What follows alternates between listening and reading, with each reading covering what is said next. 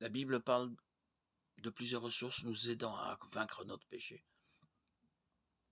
Pendant cette vie, nous ne vaincrons jamais entièrement le péché. 1 Jean 1,8. Mais cela doit être notre objectif.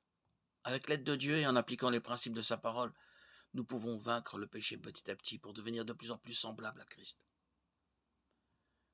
La première ressource mentionnée par la Bible pour nous aider à vaincre le péché est le Saint-Esprit que Dieu nous a donné, à nous, son Église, afin que nous menions une vie chrétienne victorieuse. Dieu met en opposition les œuvres de la chair aux fruits de l'Esprit en Galates 5, 16, 25. Ce passage nous invite à marcher selon l'Esprit. Tous les croyants ont déjà le Saint-Esprit, mais ce passage nous appelle à marcher en lui et à nous laisser conduire par lui. Cela implique de toujours le laisser diriger nos vies plutôt que de suivre les désirs de la chair. On voit la différence que le Saint-Esprit peut faire à travers la vie menée par Pierre, qui avant de l'avoir reçu a renié Jésus 3 fois. Et ce, après avoir dit qu'il le suivrait jusqu'à la mort, mais qui, après l'avoir reçu, a rendu témoignage ouvertement et courageusement aux Juifs à la Pentecôte.